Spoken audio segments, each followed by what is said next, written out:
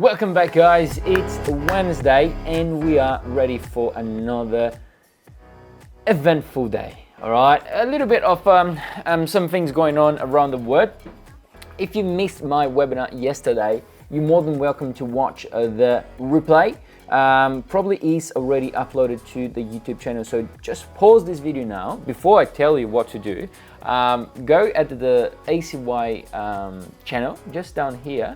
As you there, click thumbs up for us and share this video with your friends. Imagine if you share this video with one friend, imagine how much repercussion this could have and help other people as well, and show the YouTube that this is actually a good content. People are liking it, people are sharing it, people watching until the end, right? So I help you, you help me. This is fair, isn't it? And I'm always here, so you guys can always ask me questions on the comments. Don't be afraid, don't be shy, just put your question there and I will definitely answer you in the next couple of videos when I see the question. And then go at the ACY YouTube channel and look at the last video. It's probably the replay of the webinar. So now you can pause this video and then go there, watch it, and then you can come back. All right, guys, thank you so much for everyone watching us today. What I want to discuss is the RBNZ interest rate decision, as well as the CPI, upcoming CPI for UK. Now, there are some things going on in the market here, but nothing too crazy. We did have the RBNZ, of course, pausing the rates again. As we can see, the consensus was 5.5, the previous was 5.5, and the actual came in at 5.5. So no changes on the rate, okay? There's a big difference here, guys, between cash rate and interest rate. The interest rate is the bank's interest rate, and the cash rate is when you're gonna get a loan from that bank, because the central bank decides what the rate will be, what the interest rate will be, so that we're set at 4%, 5%, okay?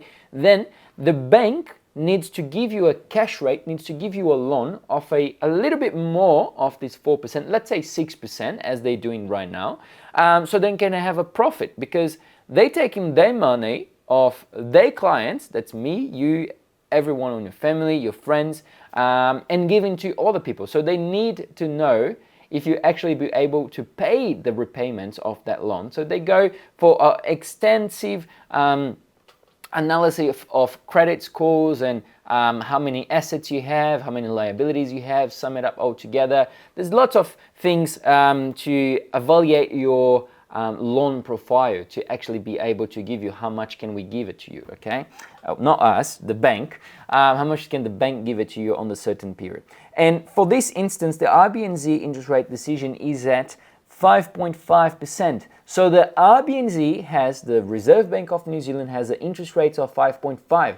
So commercial banks are getting the money from the central bank, the RBNZ, at a price of 5.5% a annum. So every annum, every year, they have to pay 5.5% on top of what they have borrowed the money, okay? And for you that it's from New Zealand, you're probably going to be paying 6.57% of cash rate. So this is what you are paying as the client of the commercial bank.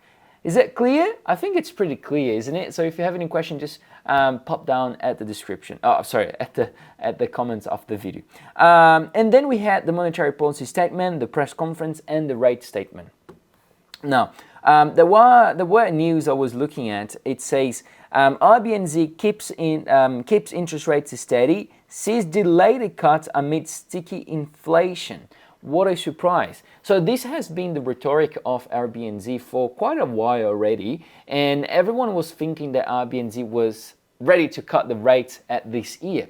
But when we look at inflation, yes, it's coming down, okay, it's not a problem. I actually talked about this on yesterday webinar, so it's very, very helpful. You go there and watch it. I'm just telling you, all right? I'm just trying to be friend with you and trying to help you in a way.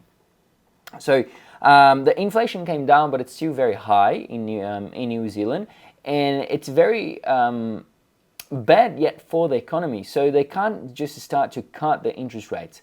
My opinion there, it's that the RBNZ, the Reserve Bank of New Zealand, will probably starting to cut as one of the last ones, because they were one of the last ones to hike, remember, and now they will probably be the one of the last ones to cut as well. While the ECB was already hiking rates, while the Fed was already hiking rates, ECB wasn't. So the probability of the Fed cutting first and the ECB cutting after, it's a big probability. And I've talked about this yesterday on the webinar as well.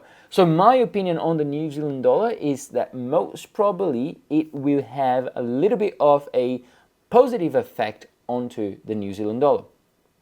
Because if they're saying they are delaying the cuts, this may lead to a potential upstrength on the New Zealand dollar, because investors will continue to put money on New Zealand. Okay, I'm just looking at the chart right now, and it seems like we can have a little push still on the New Zealand, but not for much, because once the market sees that the economy is not doing well, then they won't be able, they won't be looking to put money in there. For now, it's purely speculation into the market. Now, let's move on. We have a UK CPI at 6 p.m. today, at 4 p.m. today in Australia. So we're going to have the year over year, the month over month, and as well we're going to have the PPI input. So the CPI year over year is expected to come at 2.1%, as the previous was 3.2%. And the CPI month over month is expected to come at 0.2%, and the previous was 0.6%. The PPI month over month is expected to have a little uptick from negative 0.1% to positive 0.4%. My take on that is that yes, I do believe that inflation on UK is coming lower, all right?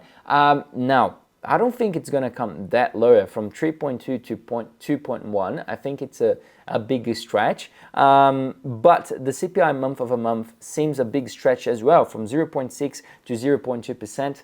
I don't think it's doable, all right? This is just my opinion, guys. You may have your opinion, and that's completely fine. But just looking at the scenario right now, I see that there is a lot to be done yet to inflation to be at 2.1% year over year, to be controlled already. I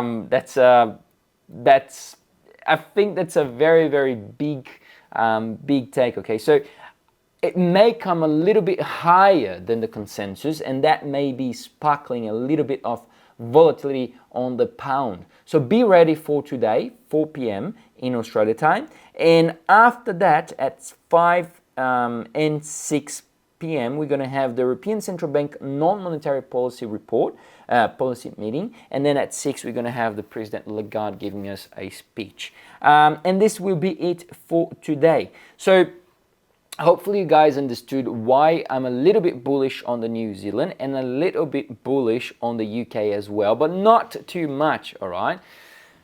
That would be a good option to trade GBPUSD and GBPJPY. But I'd rather wait for the news, the data to come out, than later to trade it, than not trade right now and basically gamble in the market, okay? So this is just my personal take. I hope you guys are having a fantastic week ahead, and just remember, if you haven't been able to come yesterday on the webinar, we will have another one tomorrow, so that's your chance. Register now, just at the description of the video. Just go down here at the description, you will find the link for registration.